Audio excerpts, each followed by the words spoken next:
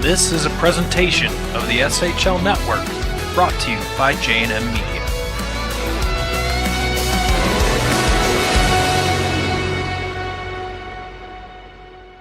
Sibatrov goes backhand. He scores! Backhand chance. What a sensational save! We gotta change the game. We out here taking names. Let our voices rise. Let them reach the skies. We gotta change the game. We out here taking names. Let our voices rise. Let them reach the skies. We gotta change the game. He shoots. He scores! We gotta change the game.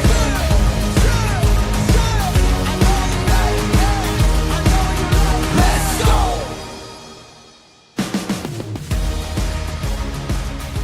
From Heartland Ice Arena, we are live for the SHL Game of the Week on YouTube Live. Good evening, everybody, and welcome into tonight's broadcast. We've got a Catholic League rivalry matchup for you between Loyola Gold and St. Ignatius. Alongside Andrew Rubin and Wes Anderson, I am Max Anderson with the call for you, along with our great technical crew, as we always are here from Heartland. Andrew, these two teams play the third game of their three-game regular season series. They've split the first two. Rubber match here tonight. You were right on it, Max. Chicago Catholic League rivalry here. St. Ignatius joined the league a little bit later, but a rubber match here tonight between two schools that do not like each other here at Heartland Ice Arena. You mentioned two teams that don't like each other much. We'll send it down to ice level, where one of those head coaches, Scott Sorallo, is standing by with Wes Anderson. Wes. Thanks, guys. Coach, you guys had a rough patch in November. You're 3-1 since then. What's been the biggest difference in that span? Guys are just buying into our systems, just better on the forecheck, doing much better back checking. We tweaked our D-zone coverage, but I'd say the combination of those things. You talk about buying in. Peter Lucknick, he's got 4 points in that span. What's impressed you most about his game in that? I mean, we've always known he's got a lot of skill. It's just finding more consistency through hard work and playing in our system. All right, thanks, Coach. Good luck tonight. All right, thank you. Guys, back up to you. Mentioning Peter Lucknicki, one of the 7 returning skaters for this Loyola Gold side. It's our first chance to see them here in the middle of December on the SHL season. A young team. Scott expected to see some growing pains early. Starting to see it pay off here as we get into late December. Yeah, I believe they got 7 sophomores, 7 juniors, 7 seniors on their team. A good balance of people on this Loyola Ramblers roster. It's going to take some time for a team like that to gel, and we anticipate that their best hockey has not been played yet this year, Max. Meanwhile, on the other side, we're looking at a St. Ignatius team with a ton of experience back, and even without Tiernan Ryan, who went on to play AAA U18s, they've returned 14 skaters. We've seen them on the SHL Game of the Week. They come in riding a 6-game SHL game winning streak, not including their championship of the O'Grady Thanksgiving Tournament. They're clicking on all cylinders right now. Yeah, Max, when I talk to coaches around the league, a lot of people are in a consensus agreement. St. Ignatius is the hottest team in the state of Illinois right now. As you mentioned, that 6-game win streak and winning the Loyola Academy Thanksgiving Tournament, one of the most important tournaments of the year, signify that. Definitely see what they can do tonight here on the road. Meanwhile, in net tonight for Loyola, it's Declan Smith. That's been a story so far for Loyola. They have 2 number 1 goaltenders. It's not even 1A, 1B, Andrew. It is 1 and 1. And boy, are they spoiled to have 2 great goaltenders that can go any given night. It's an amazing luxury for head coach Scott Sorallo, and something right now in the busy part of the season when you're playing lots of games in a short period of time to be able to split time between 2 goalies, keep them healthy, keep them energized. Something that you can figure even works out even later in the season for them. They get to keep their goalie and team energized as well. When you look at the other side tonight, Brody Netsky going to get the start, his 14th SHL start. Nicholas Nocera, also a very capable, we'll call him backup in quotes, but he comes off a stellar season last year. And, of course, Ethan Lachlan graduated for the Ignatius side. Netsky, Nocera manning the net. Netsky gets the start tonight. Yeah, we see Brody Netsky this year, 2.19 goals against, .914 save percentage. Those are elite numbers that you see here in the SHL. Definitely one of the guys to look out to make an all-SHL, all-state team as well later on in the year. We mentioned off the top, Andrew, these teams do not like each other. This is an old-school Catholic League rivalry that's been brought here to the Scholastic Hockey League. Every game seems to have some extra pushing, a little bit of extra shoving. You hope there's nothing too bad, but these teams don't like each other, and you're going to see it play out over 51 minutes. Yeah, expect to see a little physicality early on, get to see these teams get their legs. You mentioned maybe a little pushing and shoving after the whistle, something to see how the referees will take to that as well, see how much they will get leeway they will give these players. Both these teams having played rather recently.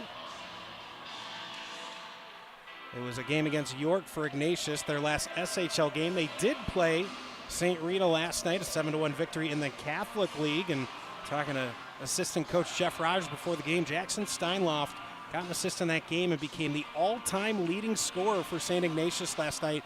That includes a guy named by the name of Tiernan Ryan, who put up quite a few points for this team over the last few seasons. Yeah, Max, we've had the luxury of getting to call Jackson Steinloft now for a couple years now, and we see the impact he has, even when he was young as a sophomore all the way through now as a senior.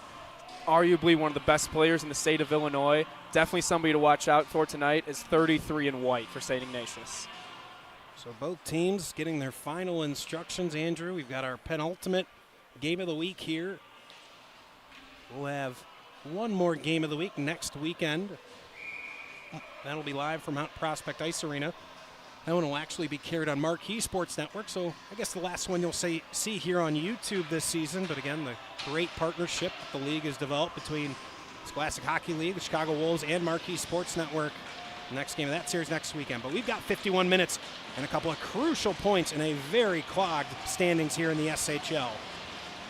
Julian Gabal and Jackson Steinloff center circle, and we are underway for the game of the week here at Heartland Ice Arena. Puck taken in the neutral zone by Jimmy Doherty. He flips it forward. Quickly taken away by the Ramblers. Ramblers in those dark maroon jerseys tonight. St. Ignatius in their road whites. Michael Holub can't get it past Matt Klein, the 3-year varsity captain for this Loyola side. Hutch Dunlay gets his first touch, loses his edge. Can't quite get it out of the zone. Battle along the near half wall. Finally forced out by Holub. Max, something to watch out for here at Heartland Ice Arena. As a player of one of the more hard ice surfaces, look for the puck to be bouncing throughout the night. Active boards, too. That's something I think we've seen a lot over the years is how much pucks come off those boards. Here's Nicky. First initial save. Netsky makes the follow save and drops his glove on it. Still loose. Slow whistle. Looked like he dropped his glove on it. The referee said he hadn't, so a little bit longer of a hesitation there than I think we're used to. I'd like to get a second look at that, Max. If it was a St. Ignatius player that covered that puck in the crease, there's an argument for a penalty shot there. Yeah, guys, I'm down here right near to the side of a Wolfpack net. Pienta just helping his goaltender out. I don't think he got a glove on it, but had his stick down, helping his goaltender keep that puck from going across the line. Really good look at it from our goal cam. Of course, no challenge system here in high school hockey, despite how much I've advocated for it, especially for maybe an SHL championship. Is that a bylaw that could be carved out? But we'll fight that battle another day. Something we'd have to talk about, too, about the higher-ups at the SHL, see if we can get that passed along. We've got an ear to the league office. We could certainly see what we could do about that. Gio Anamoni drops it deep, looking for a huge hit. Was Gavin Orzakowski and just avoiding it. On come Ignatius. Meyer gets backdoor, a chance flipped along, and just missing the near post was Brady Vasek. Vasek, one of those players coming up from Maroon, had a huge season last year for St. Ignatius on their varsity 2 side. From a sharp angle and finding the back of the net is Teddy Burke. And it's 1-0, less than 2 minutes into the game. First real zone time we see for St. Ignatius. It was off the rush. Puck kind of almost rolled off the stick of Max Mayer. Then it finds its way to Teddy Burke, and you see Max just from the sharp angle get the puck to the net. You never know what can happen, and it beats Declan Smith low to the glove side to give St. Ignatius a real early 1-0 lead. Like Burke was just trying to flip it on net, keep play moving, maybe get a rebound, get something in front, and just snuck it by on the near side. Wes, as our goaltending expert, I remember our goaltending coach always saying if you can make that first shot of the game from a sharp angle, a little bit tougher on a goalie, it's harder for them to handle. We saw possibly that right there. Yeah, and Smith, he plays the opposite side. He catches it with his right instead of his left, so something that Burke might have noticed too is a little bit more space on that glove side and able to put it past to give the Wolfpack first lead of the night. Ignatius coming right back, trying to add to the lead. Charlie Jeremy with it, carries below. Now back up top, Hutch Dunlay. Will drop it below the goal. Danny Heidkamp collects, absorbs a check. Eventually coming away with it, Tyler LaRue. Low ceilings here at Heartland. That one snaked through about 2 or 3 of the rafters, and we'll play on. almost like the Matrix was that puck. Andrew Blessard trying to chip it along, finally gets it out to the neutral zone. Heidkamp in front of his bench, instead sent all the way back deep behind Netsky. Centering from Connor McCauley, but no Rambler there as they were in a change. There's Connor McCauley's brother, Marty McCauley, a fixture on GBS last season. Connor, just a sophomore. Part of a core of 7 sophomores playing for this Loyola Ramblers side. A young team experience, though, come from talented double and triple A programs to come play for this Loyola side. But that's part of the early season adjustment that Scott Sorello talked to us about off air and then mentioned a little bit in that pregame, was just getting used to each other. When you have that much youth, that many new skaters, it takes a couple of games to find your footing. And we've seen this before from Loyola, where they've had years where they have a bunch of young players and they might not get out to the start that people would expect, but by the end of the year, they're always fighting. They're still always one of the top teams in Illinois, Max. Doherty dumps it all the way deep, and that'll be icing for our first icing of the game. Thank our great sponsors here on the SHL Network, as we always do. All these great sponsors stepping up big time. Hanna Vanderplug Law, the newest sponsor, along with RSM, sponsor the power play and penalty kill here on the SHL Game of the Week. Big thank you to them. Of course, New Trier, those beautiful goal cams that Jimmy the Wiz gets set up. Big thank you to them for stepping up big time, sponsor those goal cams. All of our sponsors making it possible to bring you live top-level high school hockey here in the state of Illinois. Haynes carrying it forward, drops it below the goal. Holub catches up to it, tries to play it up the half wall. Instead, it's Jake Blazjowski.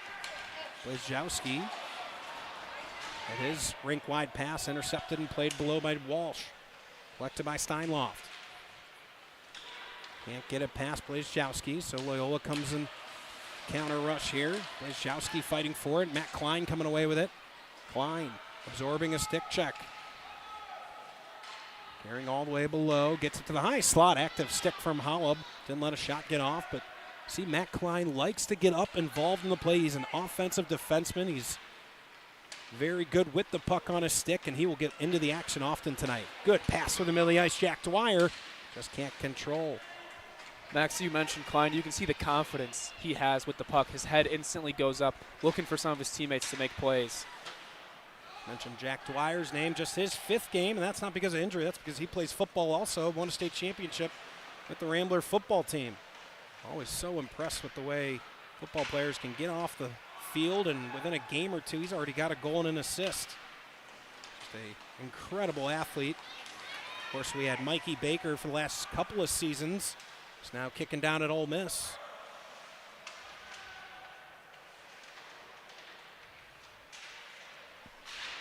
Coming up to keep it alive is Pienta. Now from a point-blank opportunity, Pienta, after the give and go, can't get it to find the back of the net. See the quick strike ability there of St. Ignatius. Right off the keep, Pienta went right to the net. And Ignatius keeping the pressure on this Loyola side. It has been difficult exits. Vasic trying to keep it going. Pienta once more active here in this shift. Pienta's shot towards net. Deflects up into the netting. We'll get a whistle. St. Ignatius looks real fast so far, Max. In my opinion, we see them not only on the forecheck, on the back check. The few times we've seen Loyola, try to set up in the offensive zone, Ignatius done a good job retreating, finding bodies in their own zone. It's probably the ideal start Spencer Montgomery was looking for out of his team.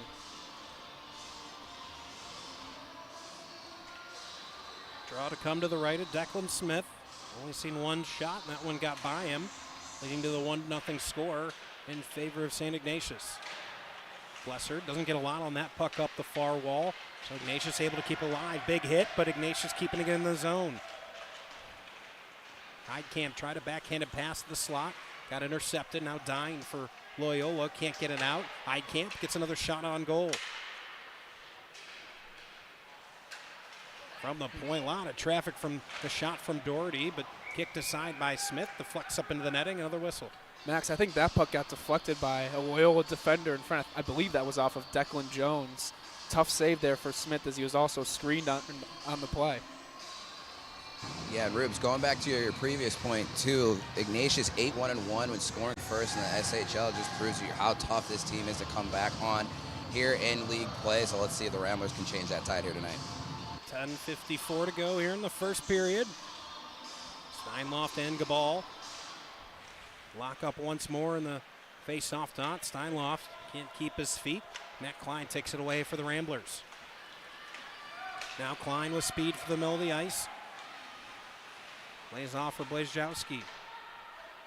Out along that near half wall, Austin Haynes coming over to help for Ignatius. He launches 3-on-3 but loses his edge. Fortunately able to get it back and send it deep. Here's Gabal, 1-on-3. He's going to try to get the rush started for the Ramblers.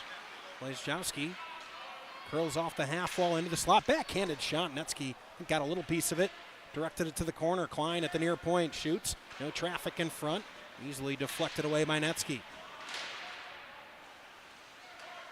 Now Steinloff trying to rattle it all the way out around the boards. He is able to get it past Matt Klein.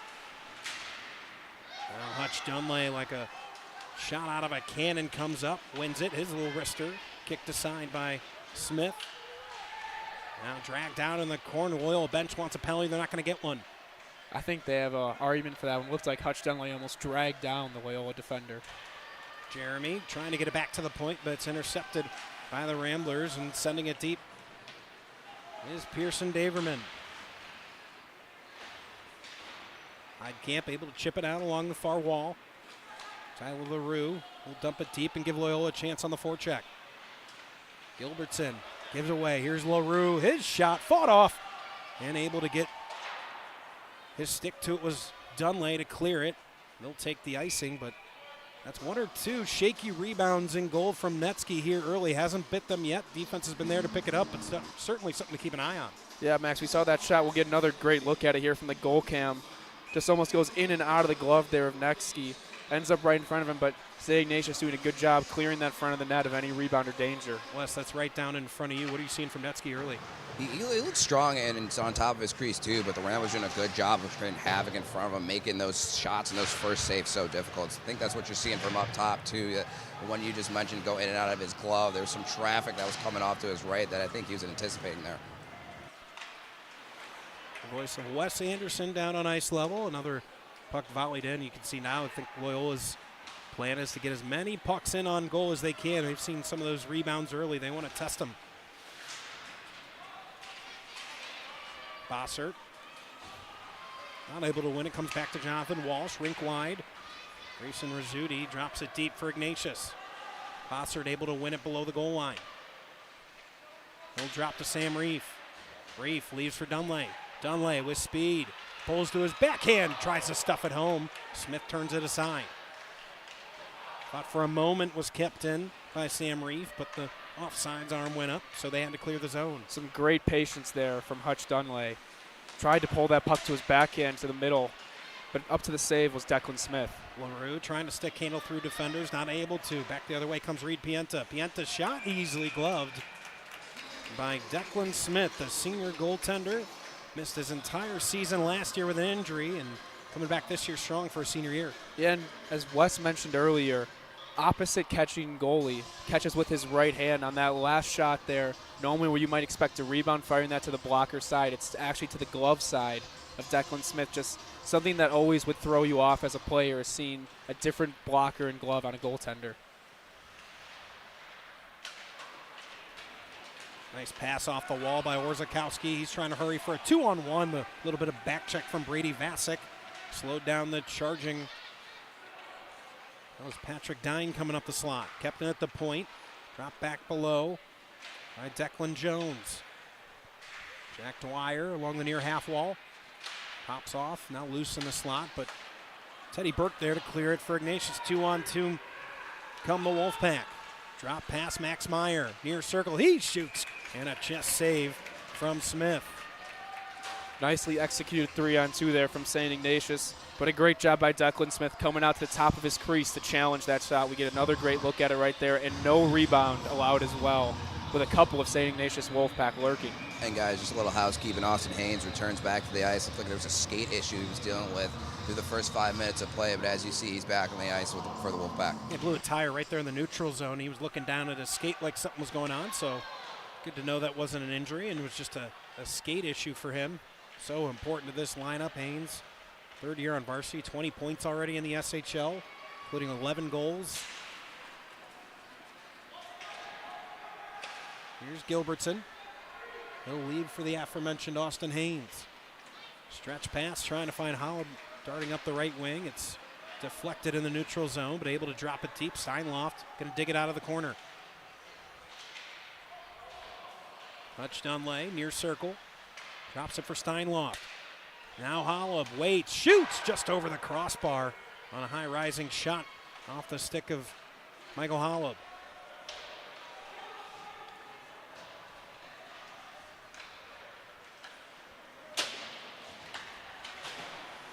Dunlay tries to play off the boards. Matt Klein goes right by him.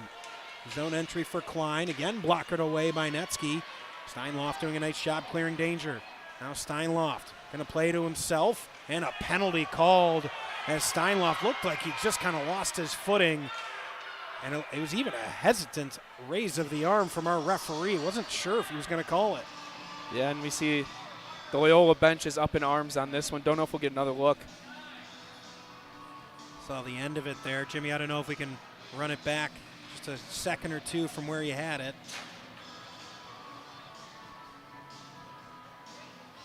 Regardless, the first opportunity of the game on the power play for St. Ignatius, and one of the storylines, frankly, for the game is Ignatius currently sitting in second place in the SHL, right there contending for an SHL crown, but they're 8th in the power play so far, under 15% for a team playing as well as they are.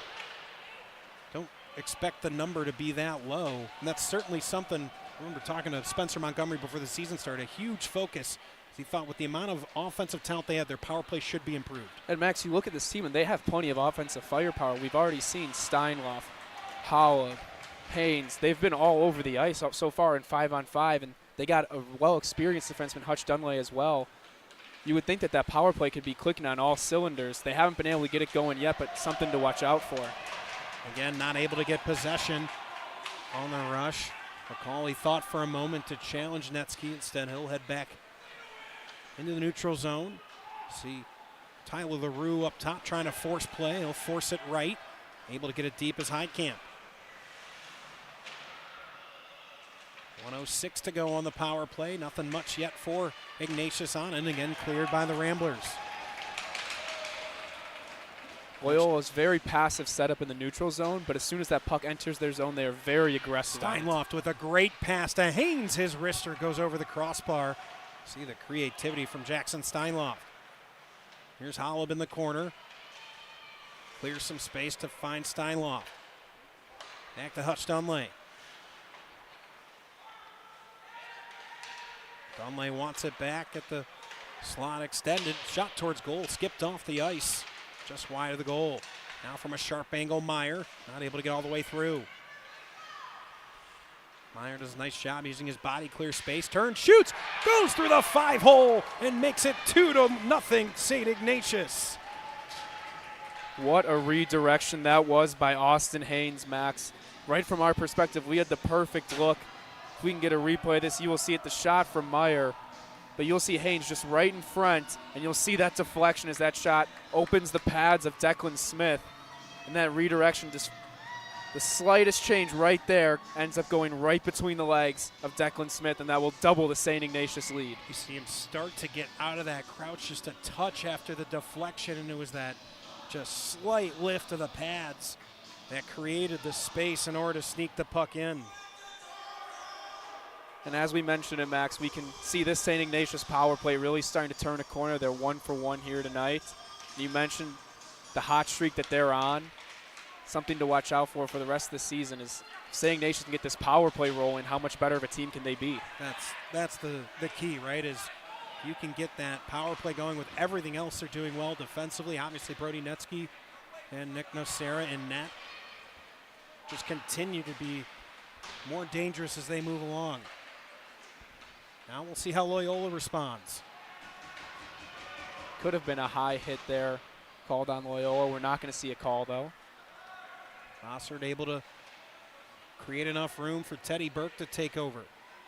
Bossard getting it right back. A big hit right at the blue line. Gabal, another big hit from Lucknicki, and the physicality in this game certainly picking up, and we're going to get a penalty because of it. Cross-check the call, and Loyola is furious at the call.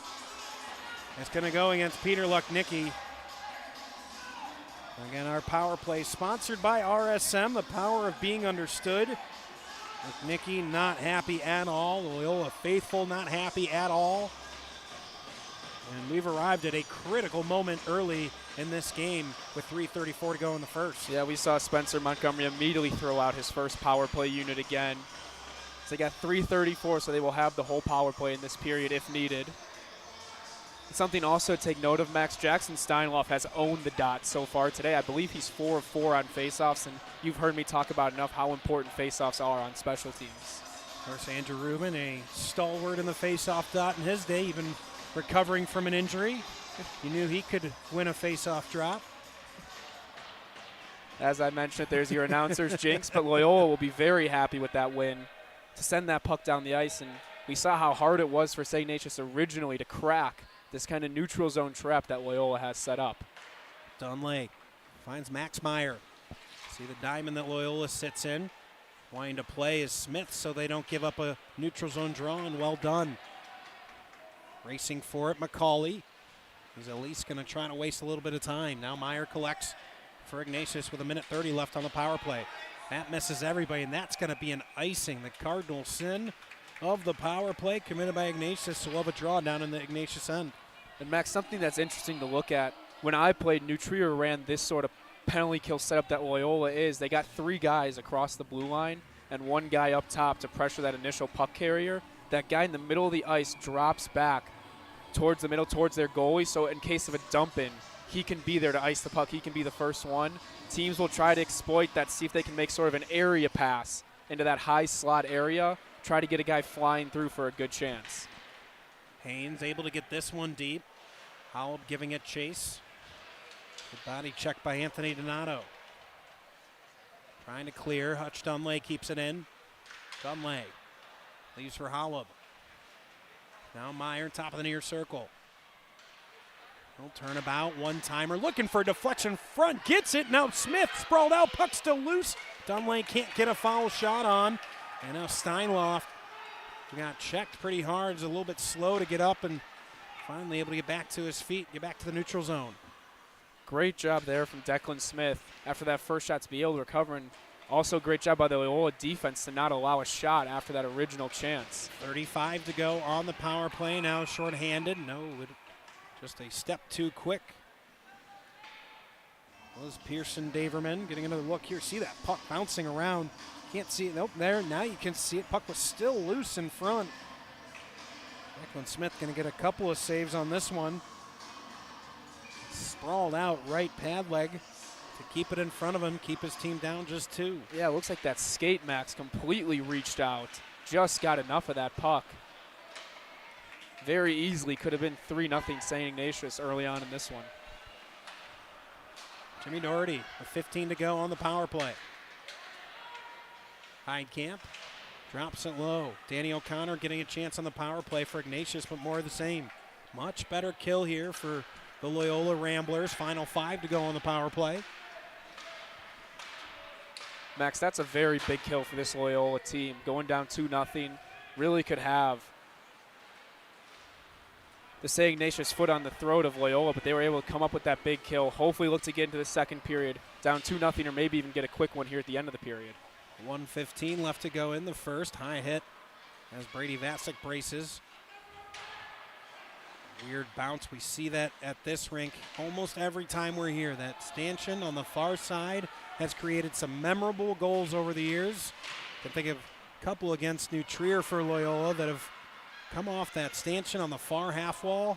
Something always to keep an eye out here. When I played a game here, puck hit off the Zamboni doors and ended up going into the net. We're going to get a penalty called. Another penalty coming. It's going to be interference. And this time, Loyola is going to get their chance on the power play. Yeah, guys, Rizzuti got his elbow up there. We're going to get the first look at the Ramblers power play here. Rubes, like you said, get a great chance for them with 49 seconds left to cut this lead in half. How quickly a game can turn. Although, we'll say having a power play with only about 49 seconds left. You never really like to see that power play get divided up. You want to feel like you can have that full 2 minutes to set up. So like Andrew said, 48.7 to go here in the first period. Got a good look at our penalty box cams. Jimmy the Wiz Olsen was cooking new things up. That new open tonight. Was working on it this week. We've got the goal cams. We've got the penalty box cams. Got Matt Freeman on the main cam. The crew is together tonight. Here's a chance on the power play. Warzakowski not much on a point blank stuff attempt. Not able to get it past as Jack Dwyer was on the doorstep.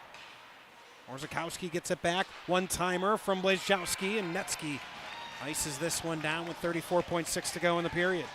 Good face-off win from Loyola, and we see that it's almost like a fan on the puck, but that changeup led to a juicy rebound being left right in front of Brody Netsky, but unable to get to it was Loyola. On that first chance right there, you saw it again. Jack Dwyer was able to get that second attempt on that stuff, but Netsky's pad flat to the ground. Wasn't going to let it by. 30 to go in the period. Steinloff trying to dig it off the boards. Comes to Matt Klein. Cross ice. Here's a shot. Warzakowski. High riser missing the net. Excuse me, that was Blazejowski. Warzakowski now back to Blazejowski. His shot from a tight angle and hugging that near post is Netsky with 15.7 to go. Another good job from Loyola getting possession off of the face-off here. We're seeing a lot of shots from the outside. See if they can move it up to that next step, maybe looking for that cross-crease pass. They can get Ignatius cheating to try to block a shot or get in a lane. Draw to come to the right end, Netsky. Blazejowski able to come away with it with 10 to go. Here's Warzakowski. Now a little bit too much Steinloft at the end of the period. One-on-one with Matt Klein. Look at this matchup. Steinloft shoots a shot. It's wild, but two of the best in the league. Jackson Steinloft, Matt Klein. We'd like to see one more move there from Steiny. And that's after 1:11 to go on the power play when we come back in the second. You mentioned it, Max, that headliner match we had possibly for a one-on-one. Not a lot of time, though, left in the period. Jackson Steinloff just trying to get a quick shot on goal. We're going to get a couple more looks at these goals here from Ignatius. That was the first one, I believe, by Teddy Burke. And then this one on the power play by the captain, Austin Haynes, on that redirection. Still going to be 1:11, though, on power play time. So we'll take a quick timeout, catch our breath, come back with second period action in just a moment. You're watching the SHL Game of the Week on YouTube Live.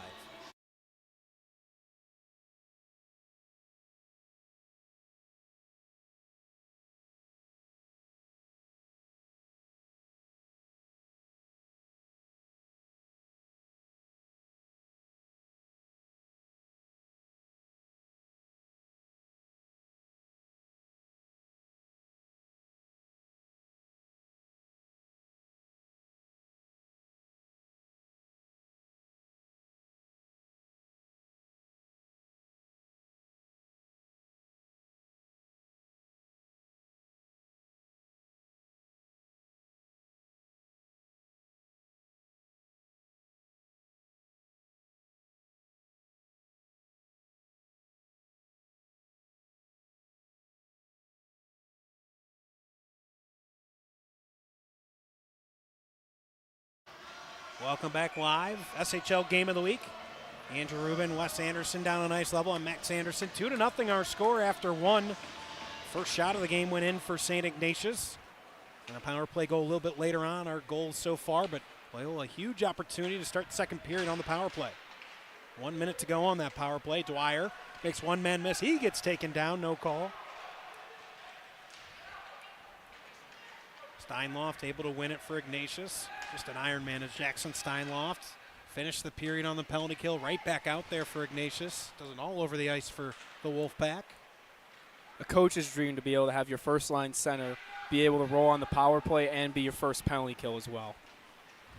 He checks out here for the final 30 of this penalty kill. Coming up the middle is Max Koenig. Not able to get a shot off. Blazejowski trying to get movement. Here's Matt Klein near point. Drops it to Lugnicki. Lugnicki circling. He'll take a shot. Goes off the inside of the leg of Koenig. And cleared, but Kading serving as that screen in front, trying to make something happen. Max, I don't think Netsky saw that puck very well. If it did not hit Koenig, that had a very good chance of finding the back of the net. Final couple seconds of the power play. Back to full strength now is Ignatius. Fresh out of the box comes Grayson Rizzuti. Now coming forward is Jeremy. Jeremy's backhanded shot. Just missing. Heidkamp trying to keep it alive for the Wolfpack. So it's LaRue taking it into the neutral zone for the Ramblers.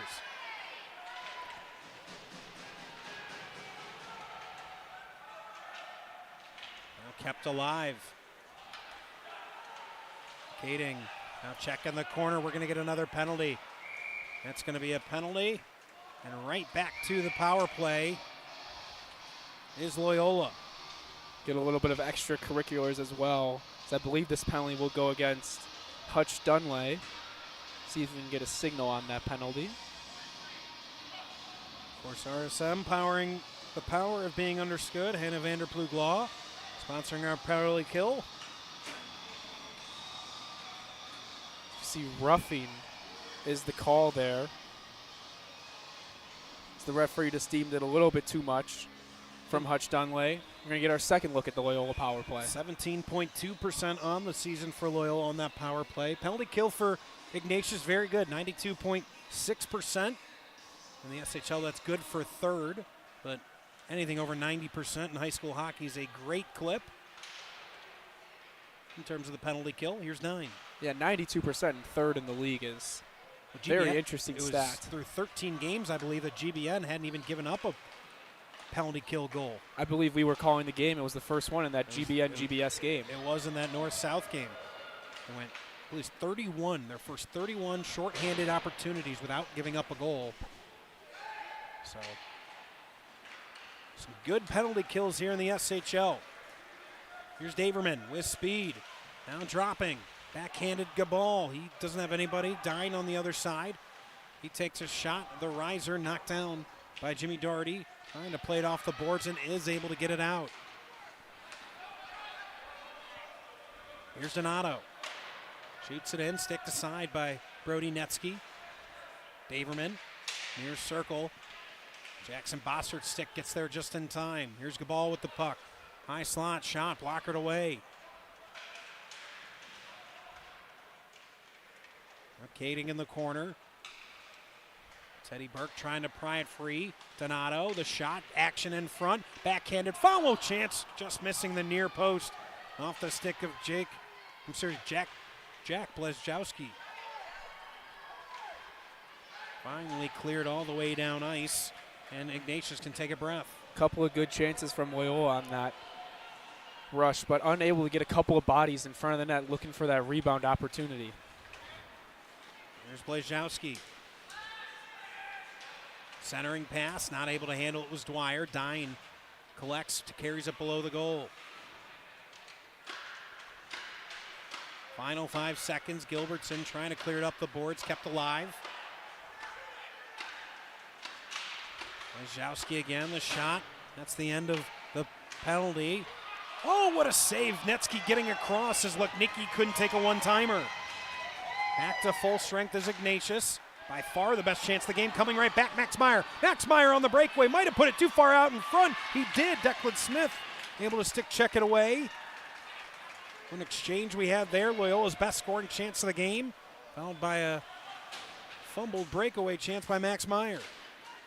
And action we have here, Max. Vasic in the corner. Ever happened to you, Andrew? Get so excited for a breakaway, you just put the puck out a little bit too far? Never happened to me, but my family would chirp me saying I never really got breakaways. You'd always see my brothers getting breakaways, but never me. Shot from the point, knocked down in front. Here's Dunlay, leaves off for Steinloff. Steinloff shot, gets a deflection in front, trickles in, they score!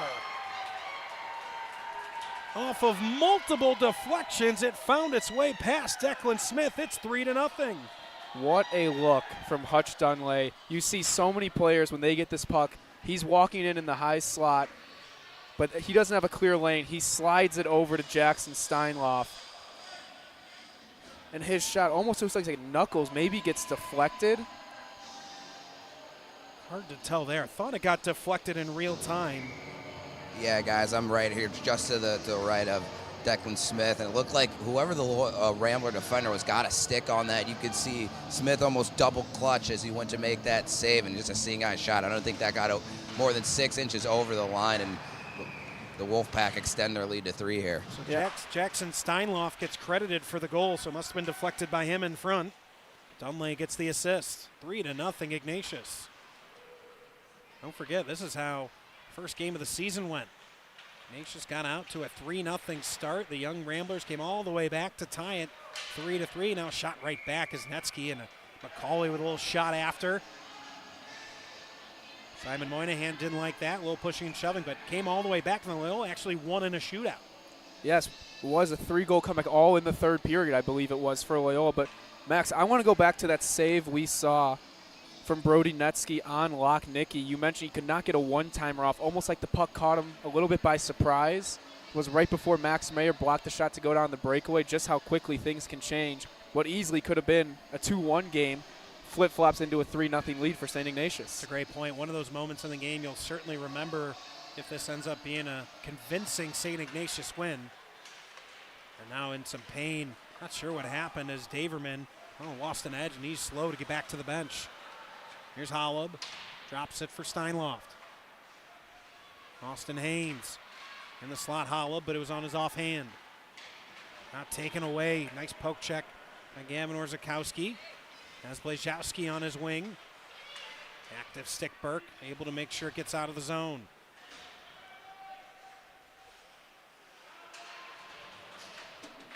Burke up the near half wall and misses everybody. No icing, says our linesman. And again cleared. Full complement of officials tonight. We did the SHL Game of the Week last week at Twin Rinks, and it was just 2 linesmen out there. For a varsity hockey game, it was tough. It's a real tough job, especially with the speed these players move at and the physicality they play with. Very difficult job for only a 2-man crew. Full crew here tonight. So be kind to your officials. Clearly there's a shortage. Blazowski. Orzakowski 2-on-1 again. Can't quite handle it in the near circle. Loyola just a little bit off right now. Not quite able to get passes into positions where they can get shots that they want off, just having to adjust a little bit. It's giving Ignatius time to recover. Yeah, we see they're getting the chances. It's just about making that last, the little things. The little things. You hear Coach talk about that all the time. It's the little things that show up in a game like this, Max. Chris Gall getting a shift for the Ramblers.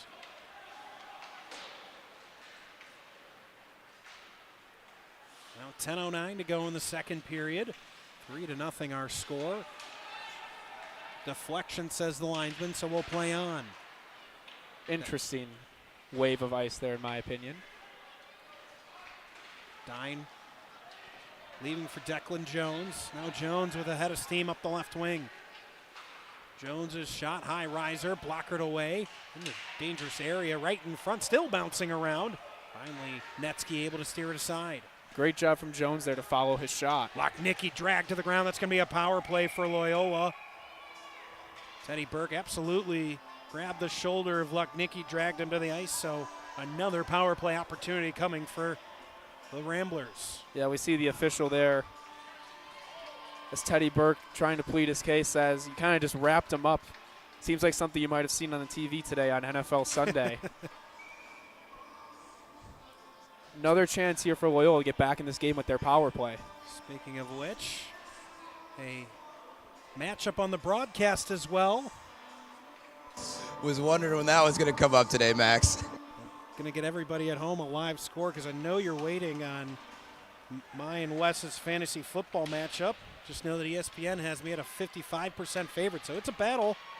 Justin Herbert didn't quite put up what he needed. So keeping the wild card in Wes Anderson in it. I won the division, in case you're wondering, Andrew. I was. Here's a shot from Dine, deflects in front, deflects just wide. Bossert able to clear it for Ignatius. Minute 30 left on the power play. 8:59 left in the period. You see the urgency. Even St. Ignatius is changing lines within the second period and the long change on the penalty kill. Sam Reef plays it deep.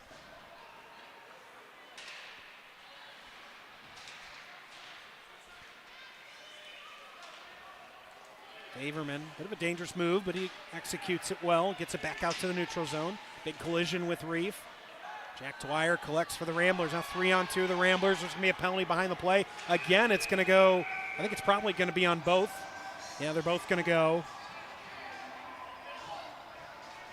Reed Pienta got tied up with Pearson Daverman, and he's going to get a misconduct for his big slap against the boards, and the Ignatius faithful giving him an earful. As we get a look at it from our penalty box cameras, we see that original penalty, too, taken by Daverman behind the play, just threw a cross check. I believe that was to Reed Pienta. So I think they're going to give actually an additional 2-minute minor to Daverman. That's a big deal because that's going to be another power play for Ignatius after 52 seconds go by. And guys, from my vantage point, it looked like they were just going to both have matching minors there, and we're going to offset and play 5-on-5. So that little action for Daverman as going in the box is really costly, as you just mentioned, Max. You get a look there from our penalty box camera of kind of the chop Daverman took right by the scores table that drew that extra misconduct. And they're still going at it in the penalty box right in front of us. See another look at that chop right there, and the official instantly gives out the misconduct sign. Hope our scorekeepers don't need to turn into bouncers. Nothing but a couple of dads running the clock, separating these players right now. I don't think there's going to be any Gordie Howe hat tricks tonight, guys, so just keep that in mind. Chris Cox comes over to serve the 10.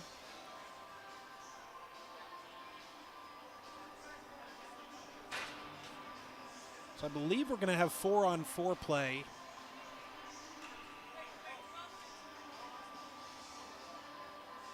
Well, we're still getting an explanation from our referee here. Getting a great look of it from our penalty box cam.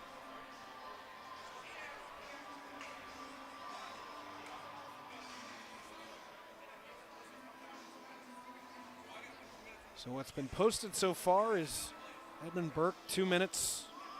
Excuse me, that's Teddy Burke, and he was already in the box, so we don't have anything posted. We do have the 10-minute misconduct against Pearson Daverman posted. As we're right here above the scores table, Max, it sounded like Loyola would be gaining an extra 2 minutes. They're going to put 2 minutes on the board on the Loyola side. Yeah, guys, I just checked. Once the penalty expires, the initial penalty expires for St. Ignatius, they're going to go up 5-on-4 for about 1 minute and 8 seconds here. We see it, Max. It is a 2-minute penalty. Getting the extra one was Loyola, so we will be 4-on-4 for 52 seconds here. Well, while we have a moment, just looking up scores around the SHL, another big one going on right now. Glenbrook South and New Trier tied 2-2. That game in the third period over at North Shore Ice Arena, 13 minutes to go. I believe there's one other game currently going on. Oh, there was supposed to be, excuse me, it was supposed to be GBN. That game got canceled tonight, so just those two games going on tonight. That one could have easily been a game of the week as well, but 2-2, just 13 minutes to go. We'll keep an eye on that the rest of the way. Finally back underway, 4-on-4 action for the next 48 seconds. Loyola with a set play there, but the puck got caught up in the skates of the official. So the final action ends up being a 2-minute minor, cross-checking for Pearson Daverman, and then a 2-minute minor for roughing against Daverman, and then the 10-minute misconduct for his slam of the stick against the boards. Here's circling the shot high off the glass. You see the active glass really bounce that puck right back into action. Loyola comes back the other way, 4-on-4. McCauley taken by Matt Klein. Klein carrying it through the middle of the ice. Final 5 of the 4-on-4. He gets it to Donato, top of the near circle. Donato making one-man miss. Here's Donato from a sharp angle. He missed the cage. And now a whistle. The net is off, I believe. I believe the official saw it before that puck came to Klein. Went to blow his whistle, let it play out, which was a little interesting, I thought. But Well, a lot of times once you see the puck back out into the neutral zone, you see them just kind of behind the play fix it, but opted to blow the whistle. That's really a break for Loyola as that draw is going to come back into St. Ignatius' zone. That's got Spencer Montgomery behind the Ignatius bench, not happy. I will say a little bit of a break, but also a benefit to St. Ignatius. They can now get their power play unit out there as they just now have moved on to the power play. So minute 4 power play now for St. Ignatius. They already have one power play goal to their name. Here's Steinloft. Oh, the saucer pass just missing Holub. Haynes for Steinloft. Up top, Dunlay. Dunlay wants it back, instead goes below Holub, trying to get it across. Haynes was there, as was Max Meyer. Dunlay on his off shooting hand. Steinloft. Again to Holub. Circles back around, and Steinloft creates the space. Holub again, 23 on the power play. Now Meyer plays it back below. Good possession from Ignatius, trying to get something towards goal. Holub trying to get it across, but the stick of Jake Blazejowski waiting for it.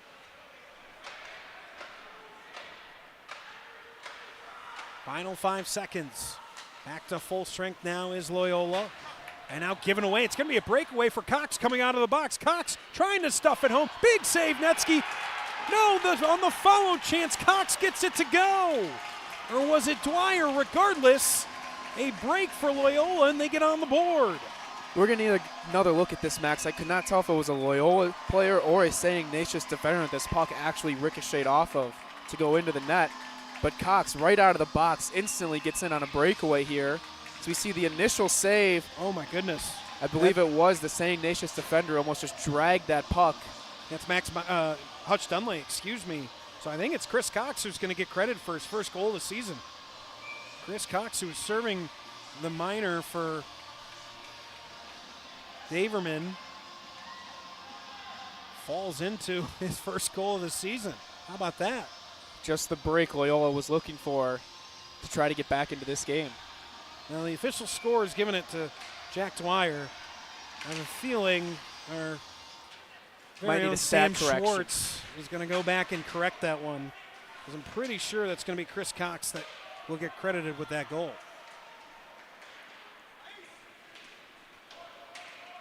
Regardless, Loyola has some life. Dwyer trying to come right back. He's currently credited with the goal.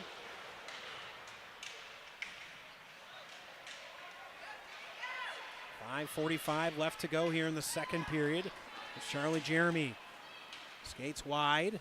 Tries to go to his backhand and quickly checked down on the ice by Anthony Donato. Point blank, Heidkamp trying to stuff it home. Still loose out in front of the crease. Finally Kading clears it for Loyola. Lochnicki fighting through traffic to collect his own dump. Doherty able to get it out. Here's Meyer, another chance. Can he break away? Meyer loses his footing, still has it, gets a shot off and saved by Declan Smith. Big time save there from Declan Smith. Now coming right back, McCauley. McCauley trying to get it across, but sprawling was Burke to not let that pass get across the ice. Here's Meyer, under 5 to go here in the second period. Meyer has Vasek coming up the slot, holds, goes across to Burke. Burke shoots, gets a deflection at an awkward angle, follow-up chance, and a quick whistle. That puck was still loose. Reed Pienta had the follow-up shot. 4:45 to go in the second period. And guys, that Loyola goal has really opened up this game. Declan Smith with a great save right there with the glove hand. From our vantage point, especially where I'm standing at, where the referee was at, it looked like that puck was covered, but so I understand the quick whistle, but nonetheless, Ignatius with some great intensity here in the Ramblers' defensive end. Up and down action, Wes, as you mentioned, for a good minute, 2 minutes right there, nonstop rushes from both teams. St. Ignatius now on their back heels. Loyola really bringing the pressure here at the end of the second period. Haynes trying to respond. Has Teddy Burke, he'll hold. Tries to go below to Holub. Taken away by Gabal. And now we're going to get a penalty. Roughing the call. And Ignatius going to head back to the penalty kill. Austin Haynes, the guilty party. Yeah, I did not see it, Max, as it was roughing. Possibly could have been behind the play. Wes, I think it was right in front of you.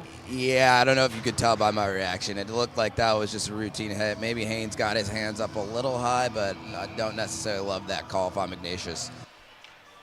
I think certainly some of the tempers that were flaring, maybe these officials trying to get control of the game, don't want anything to get out of hand. Klein, the far point, back on the power play is Loyola. Orzakowski can't handle it at the far point. Steinloff trying to pressure him.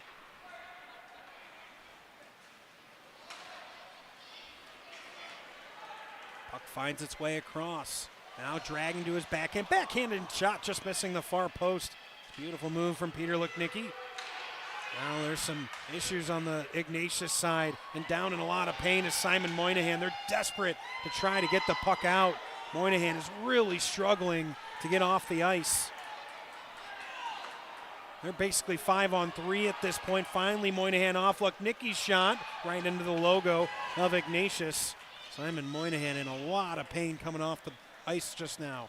We're going to get a look. There's the first shot from Lechnicki on that initial rush, and now we see Lechnicki on the rush again with another chance kind of from the same spot.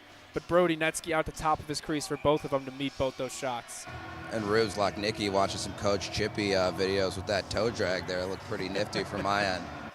Oh, I totally forgot about Lechnicki off that toe drag with a backhand chance. I believe it missed the net as just well. Missed that far post. Here's Donato at the near point. Leaves for McCauley. McCauley's shot hits a leg in front, still bouncing around. It was off Doherty and cleared by Ignatius. 55 to go on the penalty kill. And it looked like we could have another penalty, as I thought Jackson Bossert had the angle to get to that puck and got cut off. Could have easily had an interference against Loyola. Koenig. Teddy Burke trying to get it past Donato. Donato just keeping it at the blue line for a moment, eventually chipped out. 30 to go on the power play for Loyola.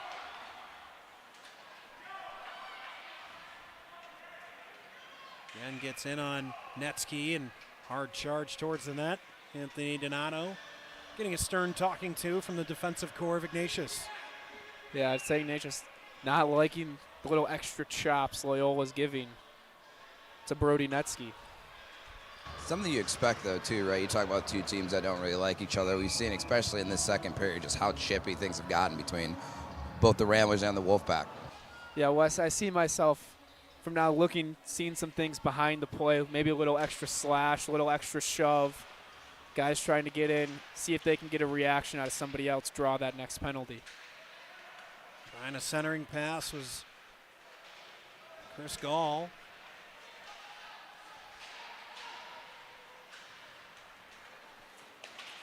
Donato, final couple seconds of the power play. Austin Haynes coming back on the ice for St. Ignatius. He'll go right into the play.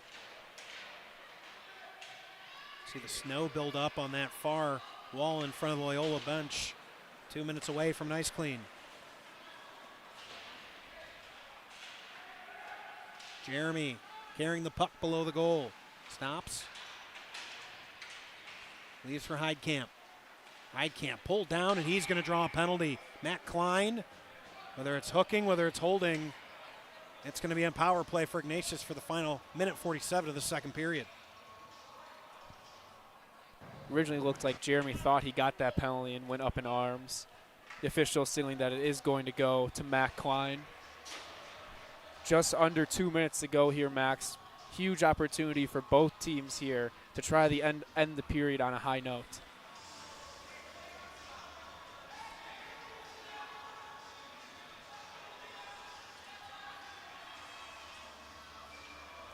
Minute 47 left in this second period. Loyola was able to get their first goal of the game just after the end of a penalty. It was Chris Cox who came out of the box after serving the penalty that, as of now, hasn't gotten credited with the goal, but I'm pretty sure that'll get changed. Hutch Dunlay's shot hits a couple of bodies in front, just misses the net. Steinloft along the near half wall, absorbing a check, able to get along. Meyer winds up his shot, just missing the far post. Saw the power of Max Meyer.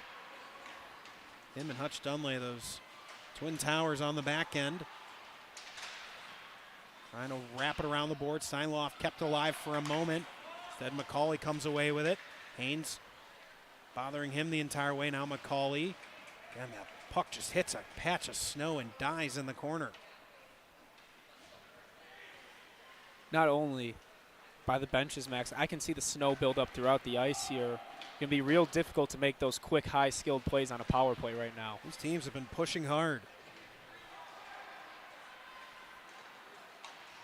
One-timer from Meyer with a lot of strength behind it, missing the net, and volleys all the way back into the Ignatius end. Here's Reef for Heidkamp. He'll drop it deep. Bassett coming over to support. Still stuck. 23 seconds to go in the period. Getting stick taps is Gio Adamani. Back to the point, Doherty. Bluffs a one-timer. That was Danny O'Connor. Bassick. Final 8 seconds here in the period. Now Blazowski going to try himself, but the good stick from Doherty. That will do it. After 2 periods of play, a 3-1 lead for St. Ignatius. Yeah, huge kill there from Loyola to end this period. Still 13 seconds to finish up on the other end, but don't go anywhere, as we mentioned. Loyola already has a third period comeback in a game against St. Ignatius this year. We'll take a timeout, let the ice clean. Come back in just a couple of minutes with third period action here from Heartland Ice Arena. You're watching the SHL Game of the Week on YouTube Live.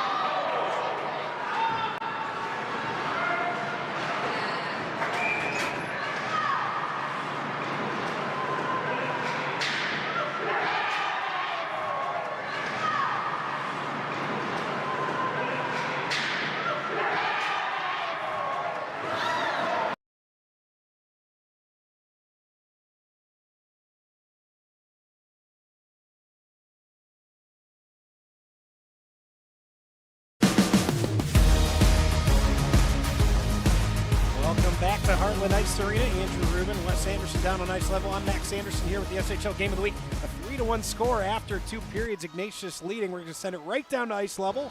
Wes Anderson standing by, the leading coach. That's Spencer Montgomery. Wes. Thanks, guys. Coach, you now scored 3 or more goals in the last 6 SHL games. What's been working so well on the offensive end for you guys? Yeah, we pride ourselves on our forecheck. We're going to be heavy. We're going to be hard to play against. We're going to work hard for loose pucks, and that creates those turnovers to get the chances. You got 17 minutes to close it out. You guys are 8-0-1 when taking the lead into the third period. What makes this team so hard to come back on?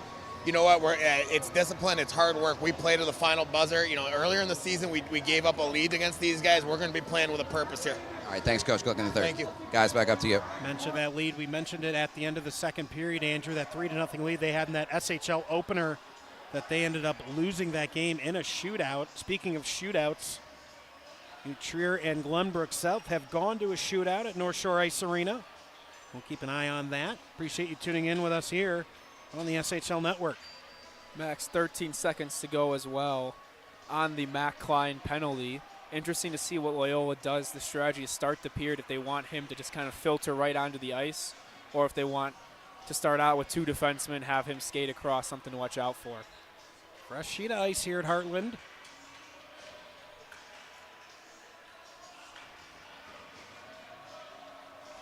Yep, we're ready. Thank you, sir. Butch to our right. He's ready. We're ready for third period action, the SHL Network crew. And we are underway. 17 minutes for a season series. Loyola an early 2-on-1. Warzakowski, Lochnicki takes it himself, and in the first 12 seconds, narrows the gap to 1. What a start to the period for the Ramblers. Looked like that puck got fired off the far side boards from us, and Lochnicki has it on a 2-on-1. Decides to keep it himself and beats Brody Netsky above the blocker's side. What a shot from Lochnicki. Wes, you were front row for that one. Yeah, guys, what a shot by Lochnicki. You can see how emphatic he was right after that goal. I'm not even set up with my notes down here, and we got a great hockey game starting to brew. Lochnicki's 9th goal of the season, and offsides the call right off the draw. And out of the box is Matt Klein, now both teams at full strength.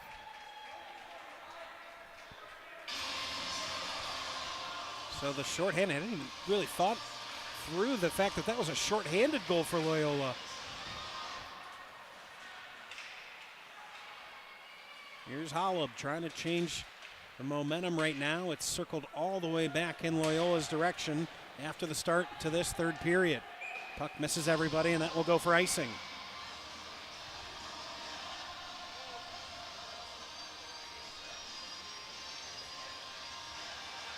Not even all the fans were back from the intermission with the quick strike of only 12 seconds into this period, Max. Yeah, Rubes, I was down here trying to get my notes all settled in, and I just look up, and I see Lochnicki just flying down this left side. You see the impact that has on the Loyola benches. They're fully energized on this one, and it's a big thing when you know that you can come back on a team like they have earlier this year. To get that big jolt right now is huge for this Rambler team.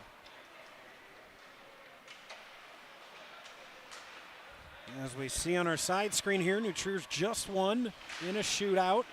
There's I believe a 3-round shootout. Baker the winner for New Trier. So 2 points for the Trevians, just 1 for GBS. A couple more points at stake here. Top of the SHL is just all jammed up, 1-11, the deepest I've ever seen this league in my 9 years of covering Scholastic Hockey League. There's not one night off. Every night you show up to the rink, you got to expect to get the other team's best, and if you don't have it for a night, there's a pretty good chance you're walking away with a loss. Here come the Ramblers. Wojciechowski drops it below. Dwyer collects only for a moment as Max Meyer comes away with it. Now Moynihan, good to see him back on the ice. He left in some serious pain in that second period. Missed a couple of shifts, but he's back.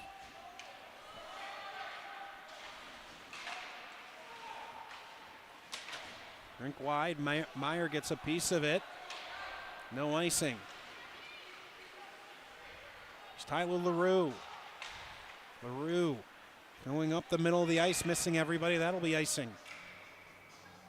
interesting wave of the puck sent down by St. Ignatius for no icing, but Loyola sends it right back, and we do get the icing on that one to give an offensive faceoff for the Wolfpack. And Max, like you said before, Chris Cox is getting credit for that first Loyola goal. Good catch, Wes. They did update that. I don't know if scorekeepers went back and watched the broadcast between, or maybe Sam Schwartz is tuned in. Either way, good pickup from West. That's why we pay him the big bucks. Puck all the way back to Jimmy Doherty.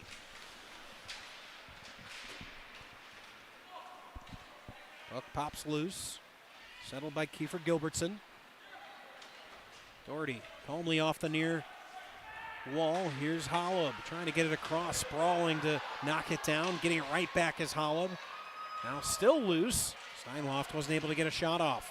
Here's Haynes. Slowed down on the far wall by Blesser and cleared. Now it's a foot race between Doherty and McCauley. McCauley's going to win it, but just can't get there in time to avoid the icing. You can see his frustration. McCauley's got some great speed for, I believe, only a sophomore. He's been flying all over the ice today. Somebody who watches, he develops more, can be perennial top player in the league.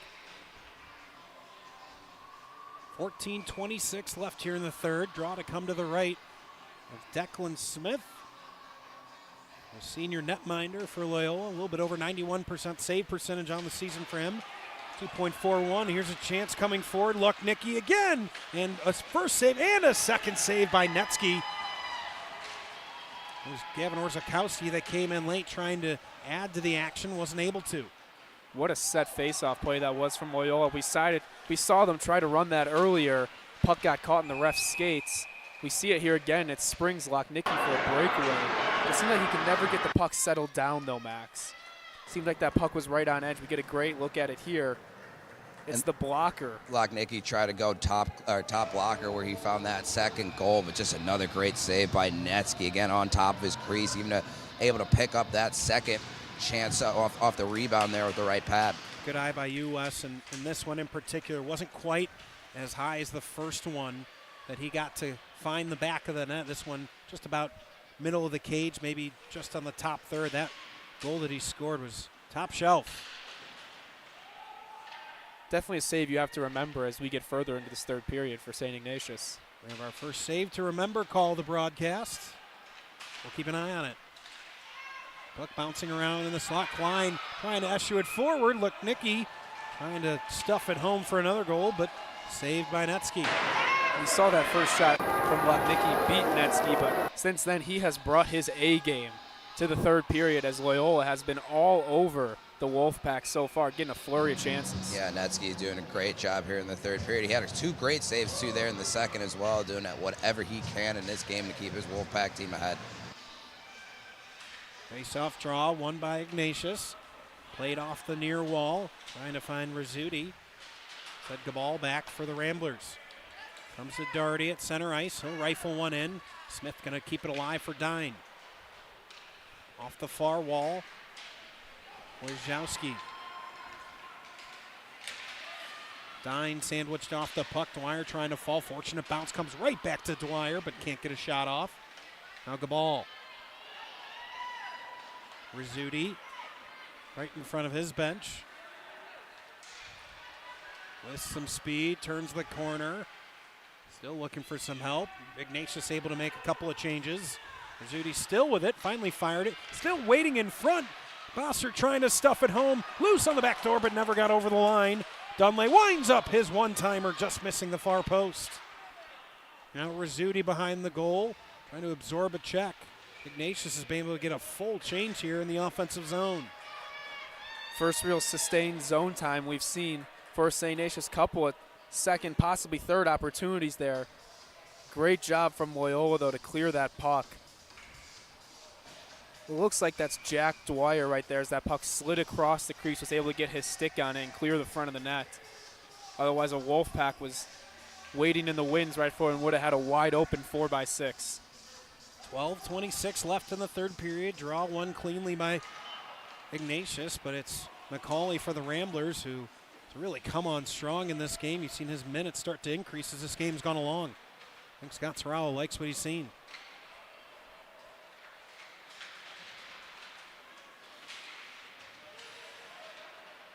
Vasic trying to force it out and does. Just past Kading. Good stick check to slow down Gio Enamani. Netsky leaving for Hutch Dunley. McCauley all over him. Meyer trying to throw it to himself off the boards. Can't collect it. That's going to be offsides. If it would have been touched by a Wolfpack, it wasn't. That deflects off of Kading, so no icing.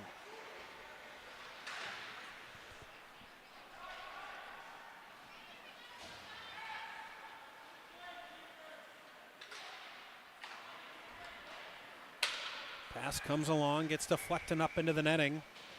We get a whistle. Don't forget, all third periods as part of the SHL network. Brought to you by Glenbrook South Hockey.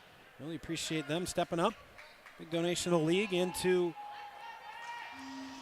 our broadcast setup here. So Glenbrook South Hockey, of course, a member organization here in the SHL, and stepping up to sponsor the third period. Of course, we'll have our Wintrust Save of the Game coming up. A couple of candidates. I know Jimmy was sorting through that footage during the second period break. Still could get a save that could top it, but for the moment, we've settled on one. We'll see if one can beat it. Would not be surprised the way this is going if we see some chances for both teams, both to score and an opportunity for, as you mentioned, the Wintrust Save of the Game. Neutral zone draw here to come. At 11:09 left in the third period. It's a draw. Klein tried to play it along, instead taken away by Austin Haynes. Haynes will drop it deep, chase his own dump. Donato. Slick play to get it to Dine, and Loyola's going to break quickly. Here's Lochnicki. He's been all over the ice tonight for the Ramblers. There's many times, as I've said Jackson Steinloft, I've said Peter Lochnicki. Those have been really the two stars of this game for either side. Yeah, and we see Matt Klein for Loyola getting moved up to forward for that shift there. Believe he was tied for the second leading scorer for Loyola on this team. Trying to get a little extra offense is Scott Serralo. Yeah, guys, expect to see 271, as you mentioned. Peter Lochnicki all over the ice here in this third period. As we mentioned before, already a goal to start the period, so expect to see a lot more out of him. Donato's shot blocked by Haynes. Haynes thought about clearing it up the middle, trying to go up the boards, but kept in. Burke collects for Ignatius. Doherty pestered in the corner. Jack Dwyer tying him up right in front of the Zamboni door. West getting a front row view of it. Here's Steinloft. Just missing and behind Michael Holub, so that'll be icing. Yeah, you'd like to see Jackson Steinloft just take a few more strides there. Wasn't on the same page with Holub, I believe, but try to get a few more strides and dump that puck in deep to try to avoid the icing, gain the red line there.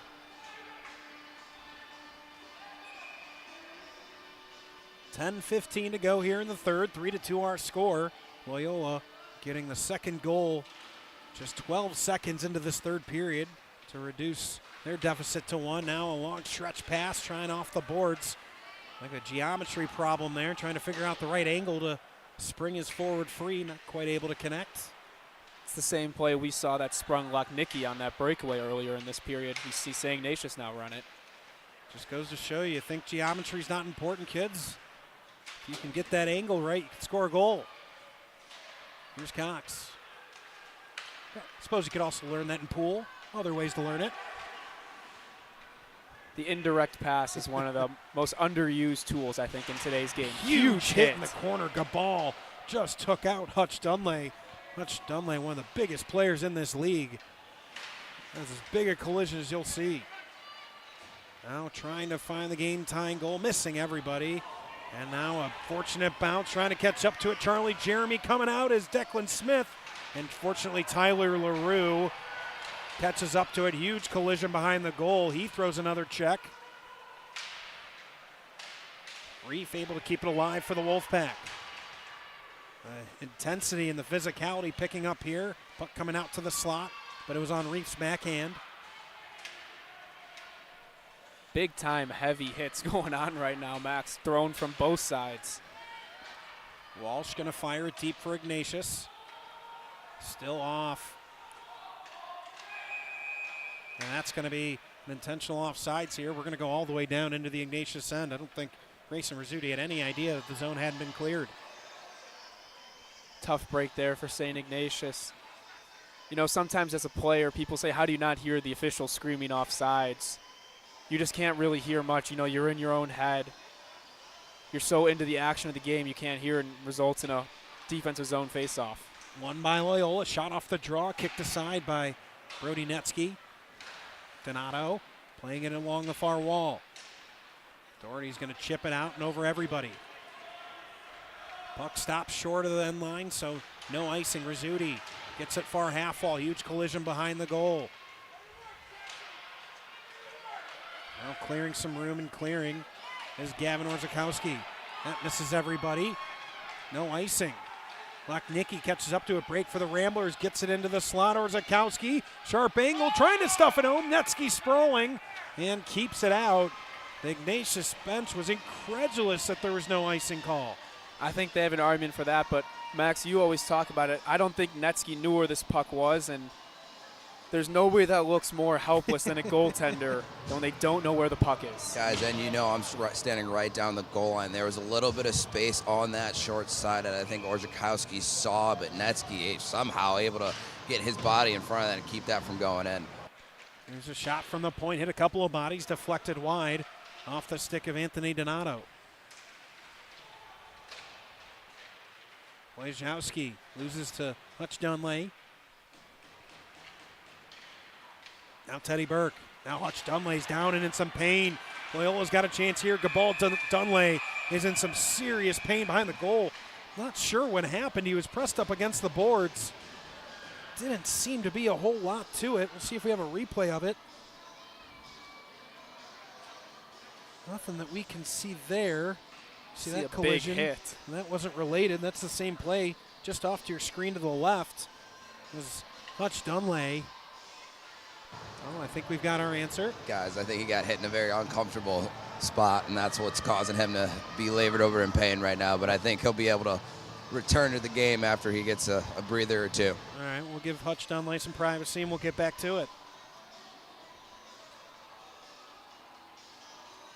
Now a conversation. I don't know if Spencer Montgomery thinks there might have been some foul play. We're going to look in here finally.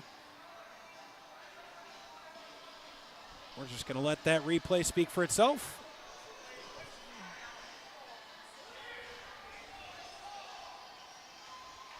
We're going to get some late changes here, but yeah, we anticipate Hutch Dunley will be back soon. I don't imagine that Hutch Dunley is going to send Julian Gabal a Christmas card this year. That's one way to put it. Back underway. 7:34 to go. Loyola pressing. Rebound given up by Netsky, but he's able to deflect it to the corner. Meyer clears the room, and Simon Moynihan takes it away. Masick absorbing a couple of checks, and he takes a high hit. Ignatius bench cannot believe there's no penalty called. Well, Ignatius faithful not happy about it either. Masick just going to launch it up into the roof as they needed a break. And you can see Spencer Montgomery signaling hands high. It was a high hit by Lochnicki. We still see Spencer Montgomery yelling at the officials, and that's not the first time we've seen Lochnicki with what could be questioned as a high hit here today, but this is getting some old school Catholic League vibes in this game, the way the physicality has really picked up in this one. 7:06 to go here in the third period. Draw in the neutral zone. McCauley takes it away. McCauley drags, shoots, just missing that top left shelf. Boy, oh boy, Connor McCauley has had a huge last two periods. Just goes to show you don't necessarily have to find yourself all over the score sheet to make a huge difference in the game. He's given them a huge spark. He's been all over the ice, Max, and we see his hands right there with a beautiful toe drag. Unable to get the shot. Ooh, waved off a high stick there, possibly could have been. Yeah, I thought that was above the shoulders as well. Shot kicked aside by Netsky. Sharp angle, trying to center it. That time was Max Koenig. Comes back out to LaRue in the neutral zone. Anamoni sends it deep and go for a change. Now Jimmy Doherty. Gardy Hunter off the boards, deflected by Holub. Steinloff chasing, as is Austin Haynes. That trio of Holub, Haynes, and Steinloff been playing together since they were young players. In fact, played for Scott Serralo as youths for the Jets. And now offsides the call. Cardinal sin right there of stick handling, trying to make a move right before the blue line. They say 3-by-3. Trying to almost always results in your team going offsides right there, and something that everybody looks to the ceiling right after it happens. 5:48 to go here in the third period. Draw tied up. Trying to fight forward is Heidkamp. Eventually comes to Moynihan. Moynihan chips it deep. Jeremy giving it chase. Comes around to Blazowski. Good to see Hutch Dunley back on the ice. As Wes said, just needed a breather, and he's right back at it. Here's Gabal. Blazowski. Dunley at the last moment disrupting his shot towards goal. Now with speed coming Danny O'Connor.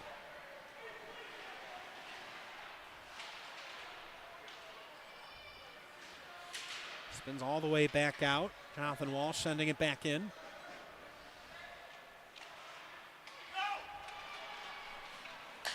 Again, trying to use the boards to spring a man free, but Walsh there to send it right back deep. Under 5 to go here in the third period. Still 3-2 Ignatius. A couple of critical points in the SHL up for grabs. Here's Klein.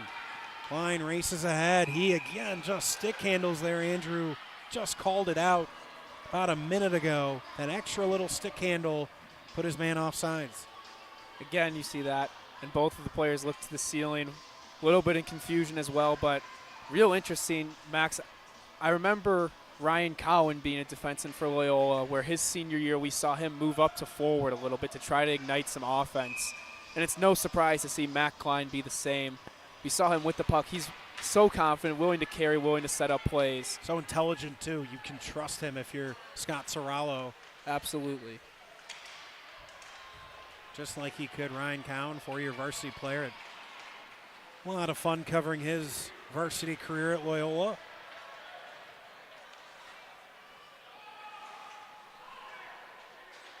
Bossert able to come away with it. Rizzuti pestering Klein the whole way, forces a turnover. Reef gets it in the high slot, can't get a shot off. Antimony.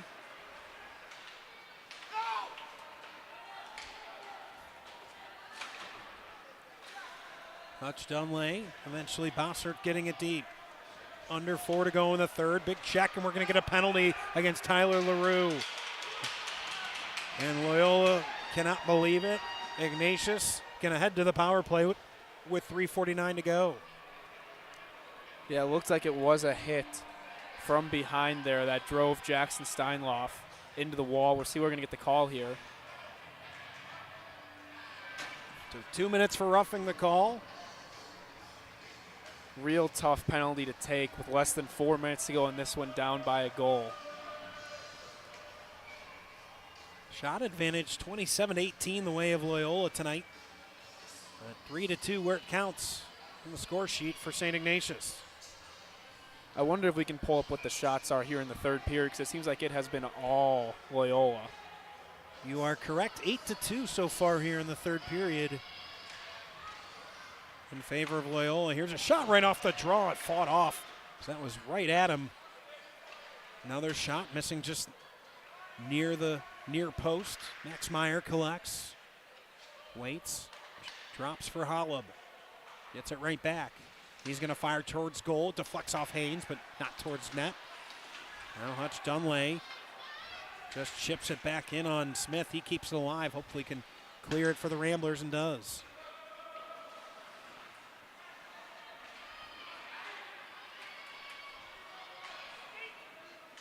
Ramblers seeing if they can make something happen shorthanded. See Dine here on the near side. Ignatius a little bit slow getting over. Here's the shot from Dine, gets deflected. Now Kading in the corner, trying to get it back to the point. Instead, Holub steps in the way. Here's Holub. Drops it deep. Blazkowski, except Steinloft coming over again, being a pest behind the goal. Now Meyer thinks about a shot, goes with a shot, gets deflected, goes to the far half wall. Holub with 47 to go on the power play. 2:33 in the game. I think if they could kill this penalty off, there'd be an extra man on the ice pretty quickly for the Ramblers. Meyer, cross ice, Holub, point blank. Oh, tried to get Haynes in front. Either just missed him or didn't get enough on it. Again, centering, Haynes can't get a shot off. Tries to tie up a man. Smart play by Hutch Dunley not to gamble up a goal at this point in the game. Now Blazkowski all by himself. He gets hammered. Tried to get a shot off, but gets checked into the boards by Meyer. 15 seconds to go on the power play. And too many men on the ice, I believe, is going to be called. Yeah, Ruben, you're right. It looks like there was a little miscommunication on the Ignatius side, and they're going to be down a man after this 12 seconds comes off the clock.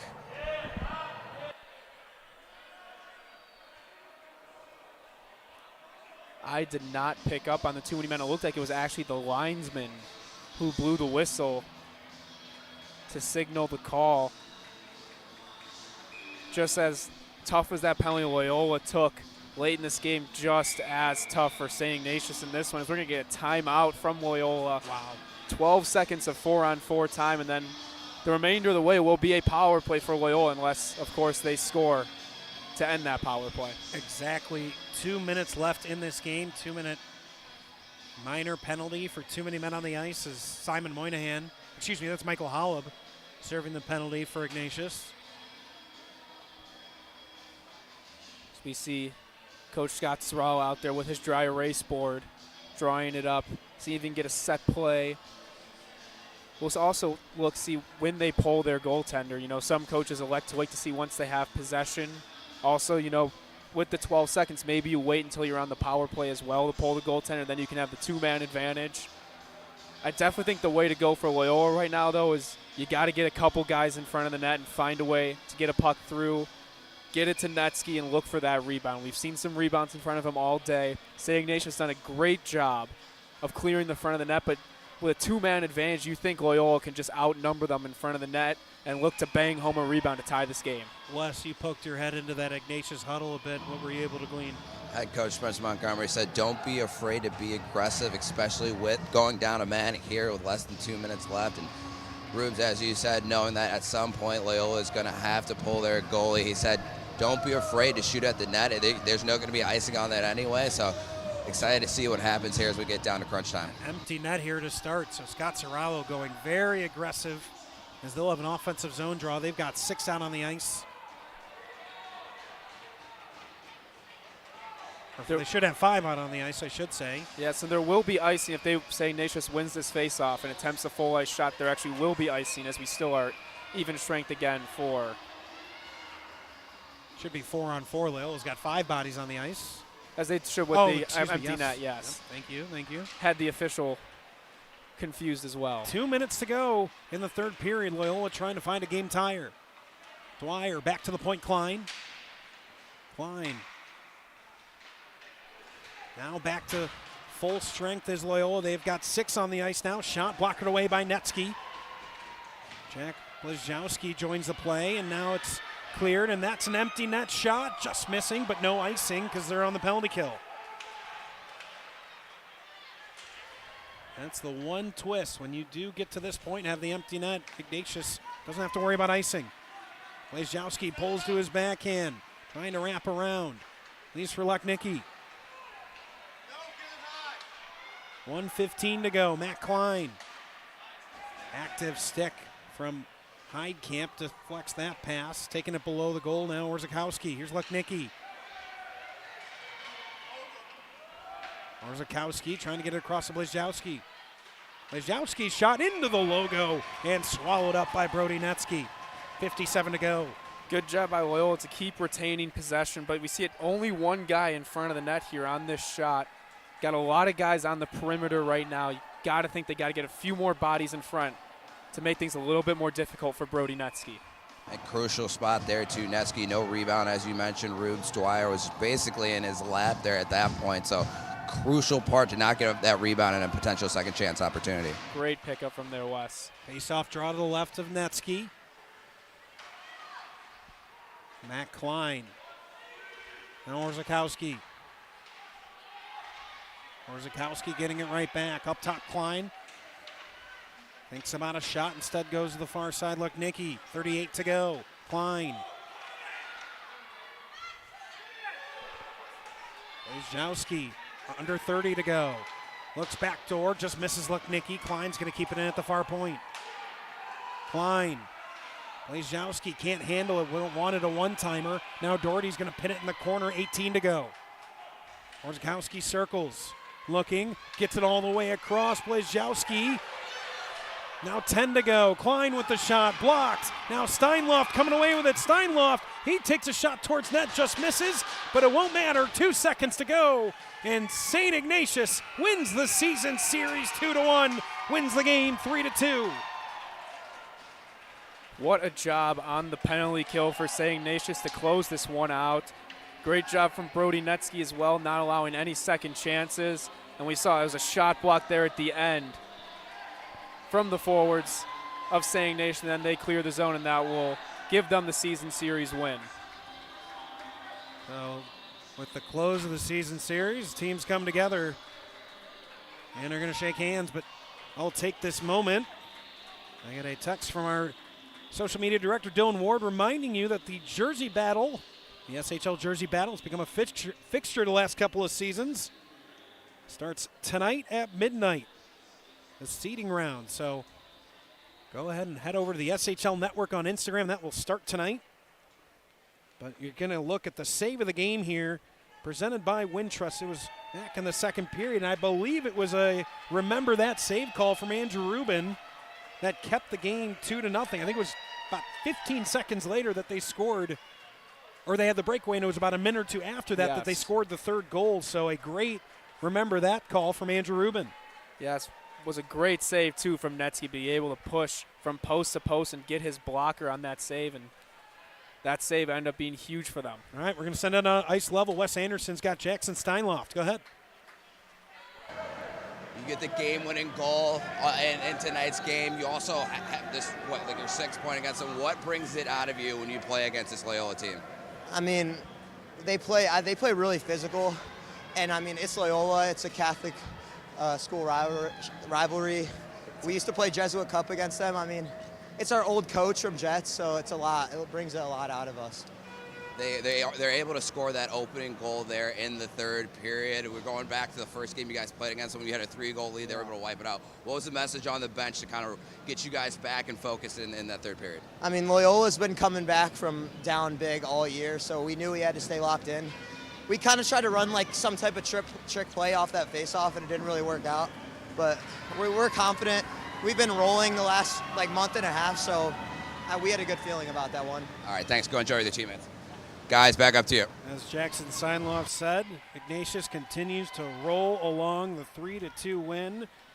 I believe that keeps them in second place in the SHL right there and competing with New Trier. They would love to win an SHL regular season championship. Yeah, we mentioned before, they're the hottest team in the state of Illinois right now, heading into what's going to be this Christmas, New Year's break. Something to watch out for is how they respond. You know, you always look who can come out from that break the hottest.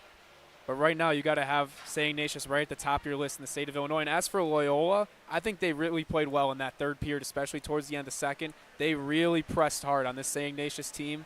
They couldn't break them, but it was definitely a step in the right direction for this Loyola team. Lot of great action coming up over the next couple of months. It's going to be a race for the SHL crown and the state crown. That will do it for us here from Heartland Ice Arena. Thank you so much for tuning in, as you always do to us here on the SHL Network. We had Matt Freeman on the camera tonight. Of course, Jimmy the Wiz Olsen spinning all the dials, all the great replays. You saw the new opening video. A lot of new stuff. You know, Jimmy, he's always putting new stuff in the broadcast. For Wes Anderson and Andrew Rubin, I am Max Anderson. Thank you so much for tuning in. And we'll have a game on Marquee next Saturday night for the final SHL game of the week. Until then, bid you a good day and enjoy your Sunday. This is a presentation of the SHL Network, brought to you by J&M Media.